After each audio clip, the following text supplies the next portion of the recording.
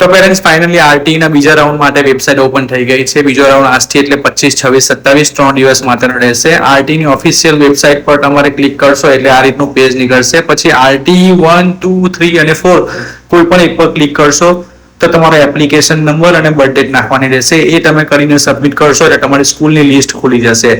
જેમ મેં અગાઉ કહેલું તેમ પણ આ રીતના અલગ કરશો તો તમારે બે રીતના દેખાશે. તમને ડાબી સાઈડ પર તમને પસંદ કર્યા સિવાયની શાળાઓ દેખાશે અને જમણી બાજુ પ્રથમ રાઉન્ડમાં જે સિલેક્ટ કરેલી એ સ્કૂલોની લિસ્ટ દેખાશે. તમારે અગત્યની સૂચના ઉપર આપેલી છે તે ચેક કરી લીજો. તમે પ્લસ દબાવશો તો તમારે એડ કરી શકશો અને પેલું ડસ્ટબિનનું પર્પલ કલરનું દબાવશો તો રિમૂવ થઈ જશે. તેની અગ્રતા ક્રમ પર તમે ચેન્જ કરી શકશો. જુઓ તમે ડાબી બાજુ સ્કૂલની લિસ્ટ જે અવેલેબલ છે એની સીટ પણ બતાવે છે કે કઈ સ્કૂલમાં કેટલી સીટ અવેલેબલ છે. 6 કિલોમીટર રેન્જમાં જેટલી સ્કૂલો આવતી હશે બધી જ સ્કૂલો બતાવી દેશે અહીંયા.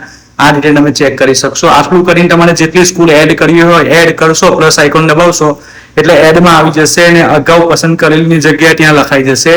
ત્યારબાદ તમારે નીચે જે સબમિટનું ઓપ્શન છે તે સબમિટ કરવાનું રહેશે.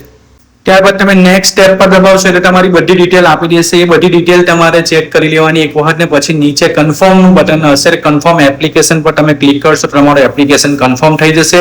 પછી તમે કંઈ પણ ચેન્જ નહીં કરી શકશો. એટલે ઉતાવળ બિલકુલ ના કરતા. નેટવર્ક તમારું બિઝી હોય તો અત્યારે કંઈ ના કરતા રાહ જુઓ, 2-3 દિવસ છે.